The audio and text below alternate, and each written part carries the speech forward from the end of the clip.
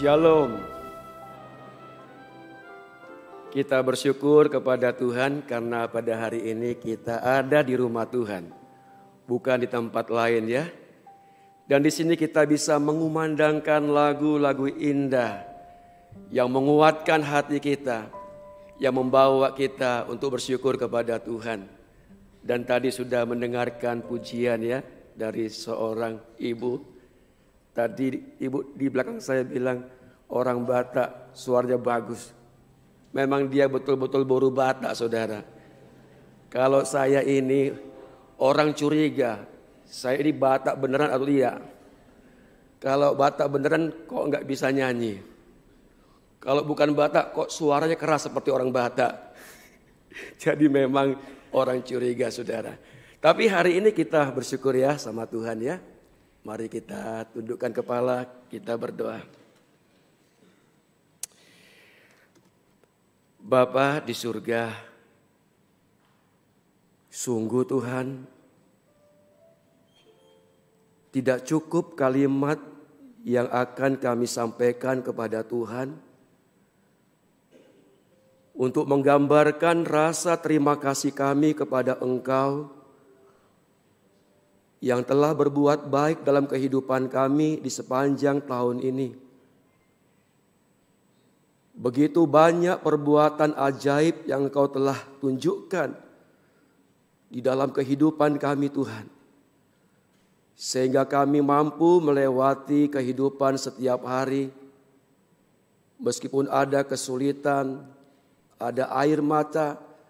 Tapi Engkau adalah Allah yang setia, Tuhan yang tidak pernah meninggalkan kami.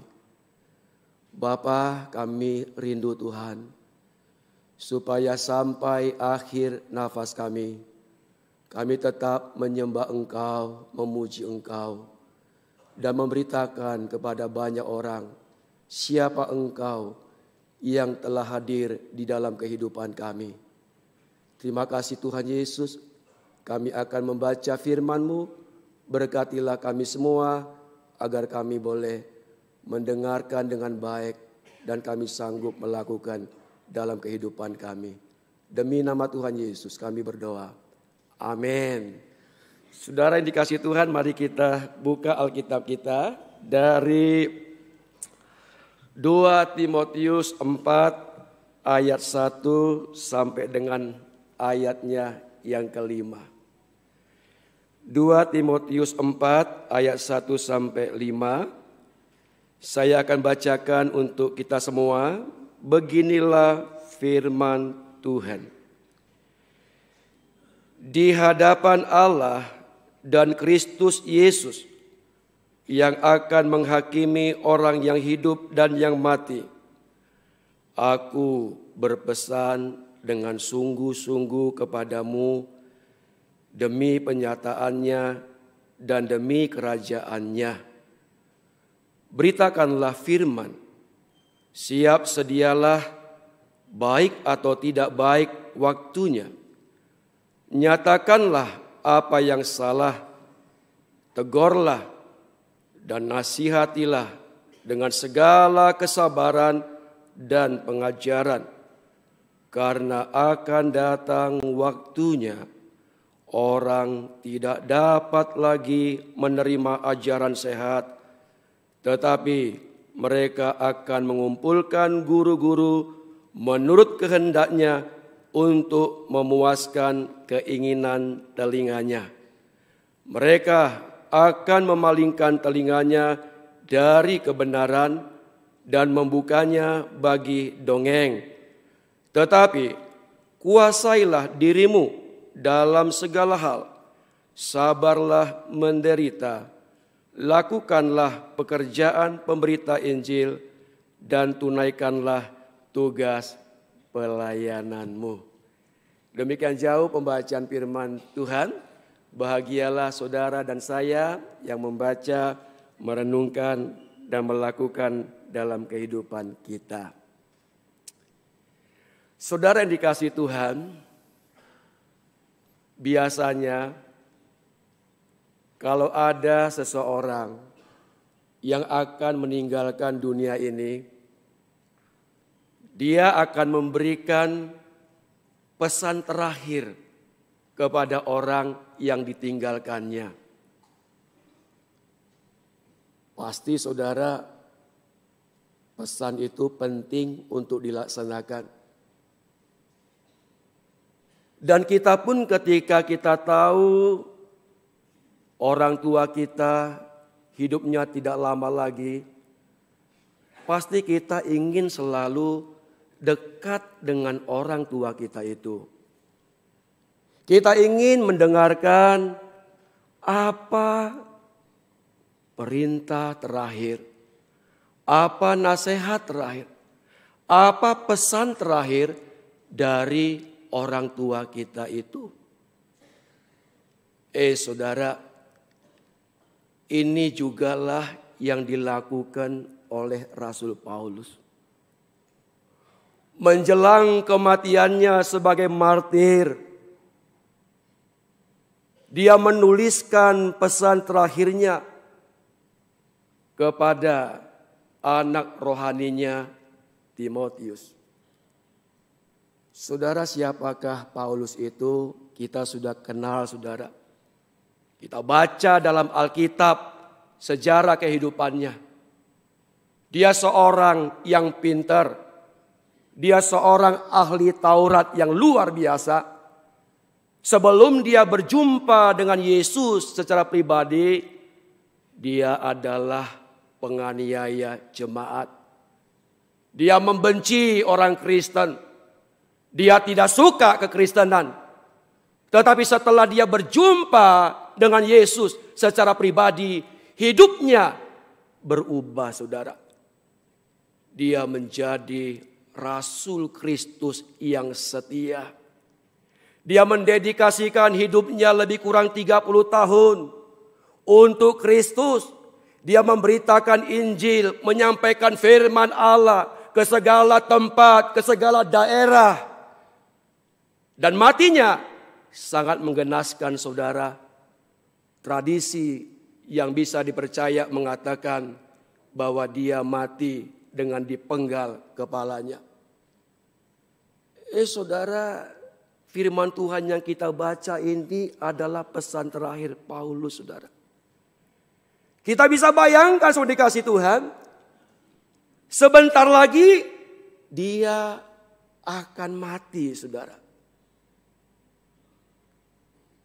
Gak tahu ya bagaimana perasaan Paulus, saudara. Apakah dia sedih, dia nangis, saudara, karena dia tahu dia harus menjalani hukuman mati. Dia saat itu di penjara Roma, saudara. Tetapi yang luar biasa, saudara, apa pesan yang disampaikan oleh Paulus?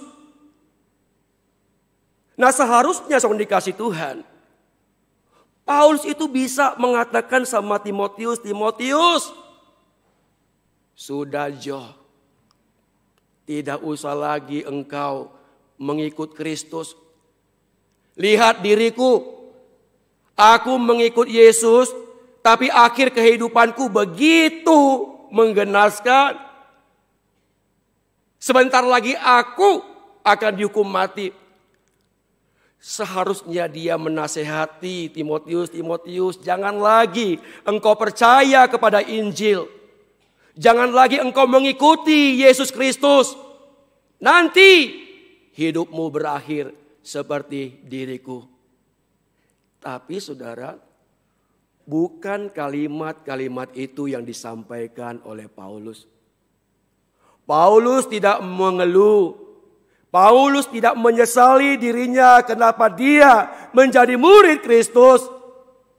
Tetapi justru dia memberikan pesan yang kuat yang harus dilaksanakan oleh Timotius, saudara. Pesannya itu hanya dalam 2 kata, saudara. Beritakanlah firman. Waduh, luar biasa. Luar biasa, saudara. Seorang yang sebentar lagi mati dengan cara yang tidak wajar. Dia menyampaikan pesan itu Dan pesan itu bukan sekedar pesan biasa, tapi pesan itu mengandung perintah. Dan hati Paulus berkobar-kobar ketika dia menuliskan pesan ini. Beritakanlah firman. Firman yang mana, saudara? Firman yang mana yang harus diberitakan oleh Timotius? Yaitu firman satu-satunya. Firman yang sudah dikenal Timotius sejak masa kanak-kanaknya. Firman yang diajarkan Paulus kepadanya. Firman yang keluar dari mulut Allah. Firman yang sanggup menyatakan kesalahan, memimpin orang pada kebenaran. Firman Tuhan yang telah membawa Timotius kepada keselamatan. Itulah firman Tuhan yang harus disampaikan oleh Timotius. Bapak Ibu yang dikasihi Tuhan.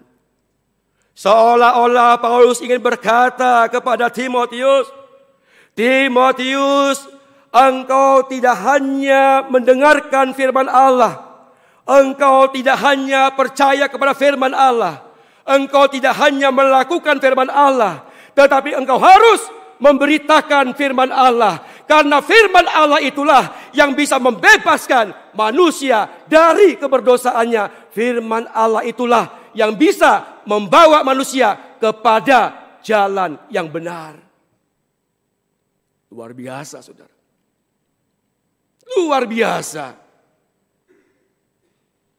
Apa yang disampaikan oleh Paulus ini begitu luar biasa. Dan kemudian sudah dikasih Tuhan, kalau kita lihat tadi dikatakan siap sedialah baik atau tidak baik waktunya. Firman Tuhan yang hidup itu, firman Tuhan yang membebaskan itu, firman Tuhan yang menyelamatkan itu harus diberitakan dan dikatakan siap sedialah baik atau tidak baik waktunya. Apa artinya, saudara? Bukan berarti Timotius itu beritakan firman dengan sembarangan. Bukan berarti dia memberitakan firman Tuhan dengan sembrono. Bukan berarti dia memberitakan firman Tuhan dengan serampangan.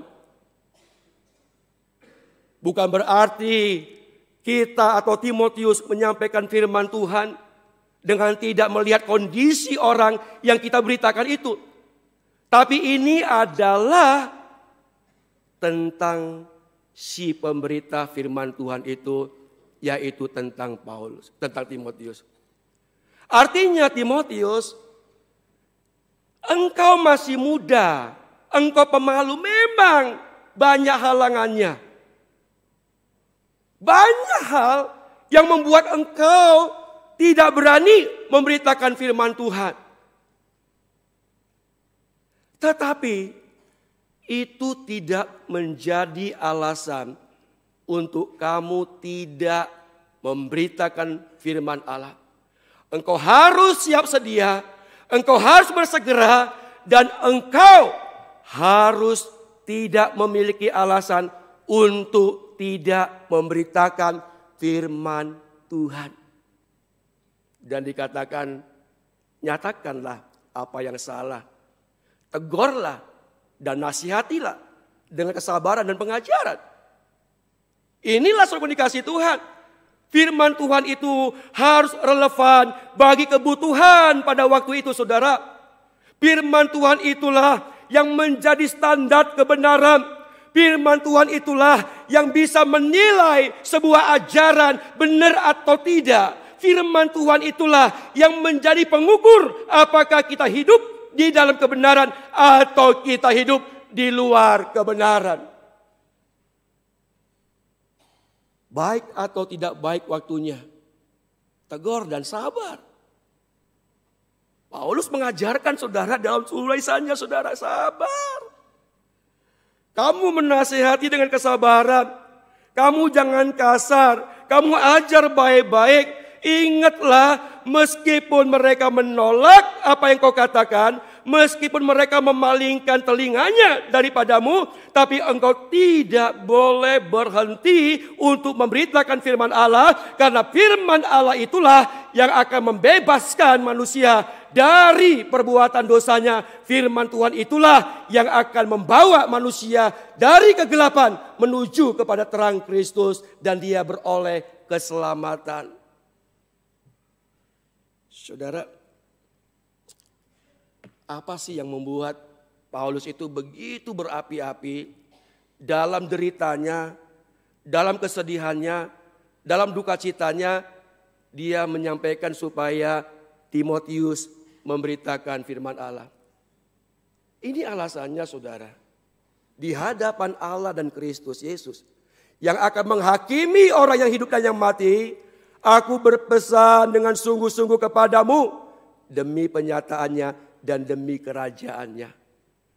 Dasar yang kuat yang mendorong Paulus untuk memotivasi Timotius memberitakan Injil adalah kedatangan Tuhan yang kedua kali ini, saudara. Oh, saudaraku yang dikasihi Tuhan, Paulus percaya betul bahwa Yesus akan datang kedua kalinya. Paulus mengamini, saudara, kedatangan Yesus itu akan tiba. Dan dia bukan lagi datang sebagai seorang bayi, tapi dia adalah seorang hakim yang menghakimi baik orang hidup maupun orang yang sudah mati. Dan Paulus mengerti betul betapa dahsyatnya hukuman yang ditimpahkan kepada mereka yang berdosa. Betapa ngerinya api neraka yang akan menjadi bagian bagi mereka yang belum menerima kasih karunia. Paulus melihat ke sana, saudara dikasihi Tuhan. Paulus mengajak Timotius, pandang kepada Yesus, pandang kepada Kristus. Jangan kamu abaikan firman Tuhan. Lihatlah, dia akan datang, dan dia datang menjadi hakim. Dan ketika dia datang, tidak ada lagi kesempatan untuk engkau, untuk saya memberitakan firman Allah. Dan tidak ada kesempatan bagi mereka untuk bertobat, saudara-saudara. Ini ya, saudaraku dikasihi Tuhan.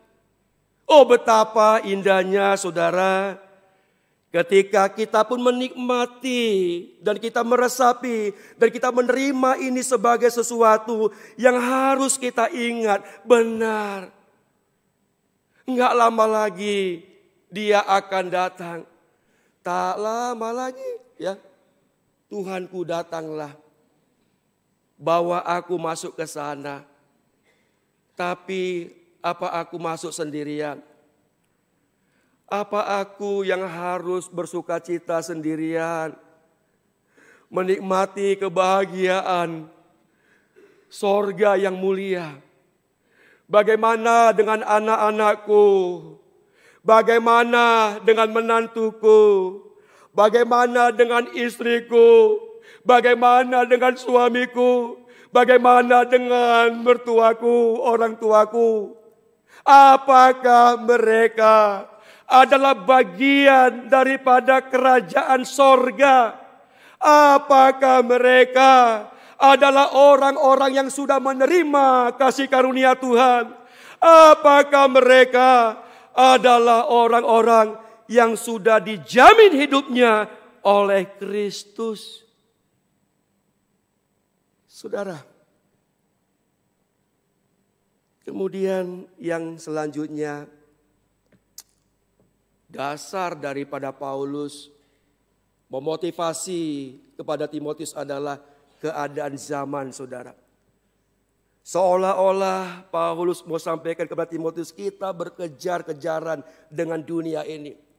Dunia itu dia terus menerus untuk menarik anak-anak Tuhan jauh daripada Tuhan. Dunia ini terus mencari kesempatan untuk menghancurkan anak Tuhan. Sekarang Timotius, waktunya bagi kamu Untuk apa? Beritakanlah firman Allah, beritakanlah Injil Tuhan. Supaya apa? Supaya mereka mendengar, jangan mereka dirampas oleh iblis. Akan datang waktunya saudara, orang gak mau lagi dengar firman Tuhan. Lebih suka mendengarkan dongeng-dongeng, lebih suka mendengarkan cerita-cerita nenek moyang, cerita-cerita di luar Alkitab. Akan ada waktunya mereka tidak mau ke gereja, bosan mendengarkan firman Allah. Kalaupun dia mendengarkan khotbah, mereka suka khotbahnya itu menyenangkan telinganya, menyenangkan hatinya, kompromi dengan dosanya. Itu yang akan terjadi saudara. Itu yang akan mereka alami. Sehingga kita tidak boleh terlena. Kita tidak boleh berdiam diri. Kita tidak boleh berpuas diri. Kenapa? Ada banyak orang sedang berjalan menuju kepada kebinasaan. Ada banyak orang sedang berjalan menuju kepada api neraka. Sekarang, hai Timotius, engkau tidak ada alasan untuk kamu menolak untuk beritakan Injil Tuhan. Beritakan firman Allah. Karena mereka itu akan memalingkan telinganya. Kalau saudara baca di pasal 3 itu mengerikan akhir zaman saudara. Luar biasa keadaan zaman, dan kita pun sekarang melihat ada anak membunuh orang tuanya, ada orang tua membunuh anaknya, ada suami istri saling membunuh. Begitu mengerikan saudara. Mereka membutuhkan kelepasan, mereka membutuhkan kebebasan, mereka membutuhkan jalan keluar. Dan jalan keluar itu hanya ada pada firman Allah. Firman Allah membebaskan mereka. Firman Allah akan memberikan kepada mereka tuntunan untuk mereka hidup di dalam damai sejahtera dan hidup di dalam kelepasan saudara-saudara. Saya mau katakan semua dikasih Tuhan. Tugas pemberita Injil, tugas untuk menyampaikan firman Allah, itu tidak hanya disampaikan kepada Timotius. Tetapi ini sudah menjadi warisan gereja saudaraku. Dan ini adalah perintah untuk setiap orang Kristen, termasuk saudara dan saya juga. Saudara, kita harus memberitakan firman Allah. Firman Allah itu bisa kita sampaikan dengan preaching. Seperti saya khotbah dari mimbar ini berteriak dengan keras, dengan kesungguhan untuk kita datang kepada Tuhan. Tapi firman Tuhan itu juga bisa kita sampaikan dengan teaching. Mengajar anak-anak kita, mengajar keluarga kita, mengajar orang lain untuk menunjukkan ini loh firman Allah, ini loh kebenaran, ini loh yang engkau harus ikuti, inilah yang harus engkau terima. Dan kita juga bisa menggunakan firman Tuhan untuk counseling saudara. Di sekitar kita banyak orang stres saudara. Bahkan sekarang ini saudara, ketika ada caleg gagal, bupati gagal, gubernur gagal, itu bisa saja mereka stres saudara. Uangnya sudah habis, harapannya sirna. Mereka perlu saudara dan saya. Mereka perlu sudah menelepon kalau dia jemaat kita. Menyampaikan kekuatan, menyampaikan firman Allah. Firman Allah kita sampaikan supaya apa? Supaya mereka tidak jatuh ke dalam dosa. Terpuruk oleh karena kegagalannya. Tapi mereka bangkit dan kembali untuk hidup di dalam kasih karunia Tuhan. Saudara, hati-hati merayakan Natal ya. Hati-hati merayakan Natal. Karena iblis bisa memakai kita atau mengambil kesempatan di bulan Natal ini untuk kita menyakiti hati Tuhan. Iblis bisa membawa orang-orang Kristen merayakan Natal ke dalam pesta pora, ke dalam kemabukan. Lalu kemudian merayakannya dengan cara orang kafir. Sehingga kita tidak lagi menerima makna Natal yang sesungguhnya. Hati-hati dalam merayakan Natal, saudara. Sesungguhnya Natal adalah berita Allah, saudara. Natal itu berita dari sorga. Firman yang menjadi manusia, Yesus namanya. Yang dia lahir di tempat yang hina, mati dengan hina, supaya kita yang hina tidak dihinakan, saudara. Itu yang kita beritakan, saudaraku. Itulah yang menjadi berita kita di Desember ini. Kasih Allah yang besar, kasih Allah yang tanpa syarat itu telah diberikan kepada kita semua. Anak tunggalnya, Yesus Kristus namanya. Dia telah datang, dia telah lahir. Sembah dia, puji dia. Menarik loh, saudara. Tema khotbah Natal nasional tahun ini, tahun 2024, kembali ke Bethlehem. Waduh, saudara, indah sekali tema itu, saudara. Kembali ke Bethlehem. Ada apa di Bethlehem, saudara? Di Bethlehem ada lahir seorang bayi yang ajaib. Ajaib bukan karena ketika dia lahir langsung ada jenggotnya. Enggak. Ajaib bukan karena ketika dia lahir langsung bicara, enggak. Tapi ajaib karena dia lahir dari seorang perawan Maria. Lahir bukan karena hubungan antara laki-laki dengan perempuan, tapi lahir oleh Roh Kudus. Sampai Maria juga enggak percaya. Dia mengatakan, bagaimana mungkin aku belum menikah. Bagaimana mungkin aku bisa mengandung dan melahirkan. Tapi malaikat berkata, bagi Tuhan tidak ada yang mustahil. Amin. Itu keajaiban. Dan keajaiban yang kedua adalah malaikat mengatakan, berikan kepadanya nama Yesus. Karena dialah yang menyelamatkan umatnya dari dosa. Dan yang ketiga keajaibannya adalah dia disebut Immanuel. 700 tahun lalu sebelum Yesus dilahirkan di dunia, Yesaya sudah menubuatkan tentang anak ini yang berkata dia Immanuel, Allah menyertai kita. Allah bersama dengan kita. Allah itu bukan hanya Allah yang nun jauh di sana, Allah yang transenden, yang gak bisa dijangkau oleh manusia. Tapi dia adalah Allah yang imanen, Allah yang bersama dengan manusia, Allah yang ada dengan kita. Itulah Bethlehem. Kembali ke Bethlehem, saudara. Itu berita Natal. Itu berita yang harus kita sampaikan, saudara yang dikasihi Tuhan. Itulah berita yang harus kita kumandangkan, saudara-saudara dan saya juga di Natal ini. Mari kita tunjukkan kasih setia Tuhan. Tadi saya iseng ya, saya tanya sama teman rekan, itu siapa Kang itu apa? Pengumuman kantin kejujuran itu ulang-ulang disiarkan, ulang-ulang ditampilkan. Siapa Kang? Ternyata sampai ada orang bilang begini, iya Kak, gereja Kristus aja ternyata masih ada Kang yang gak jujur. Rupanya orang itu selalu berikan, gereja Kristus itu punya kualitas iman yang mumpuni. Punya kualitas iman yang luar biasa.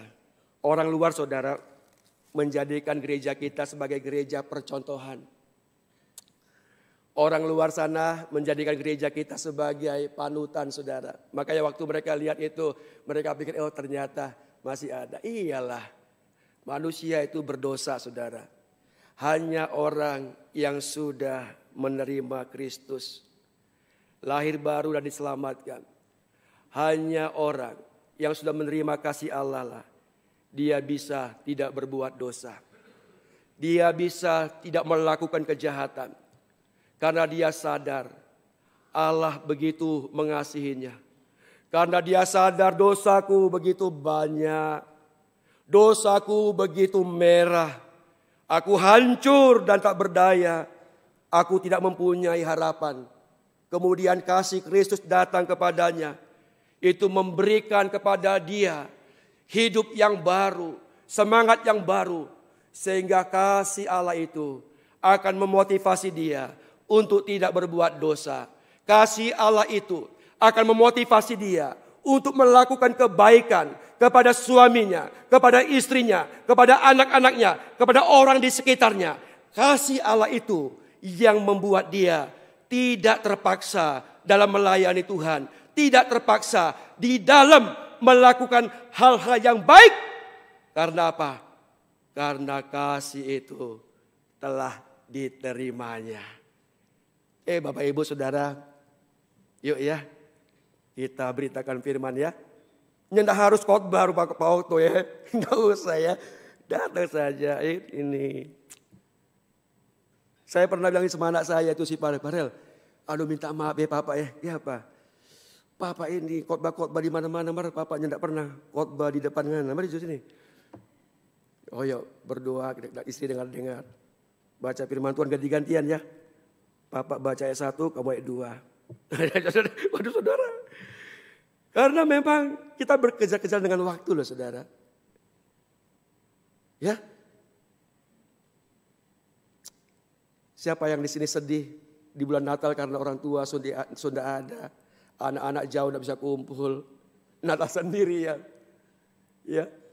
Terkenang masa lalu di desa. Aduh ada opung, ada oma, ada nek semuanya ya. Tapi sekarang uangnya tidak ada. Doi habis. Kemarin tuh mati lampu itu ada orang berteriak-teriak. PLN. Kasih mati ulang jauh itu lampu.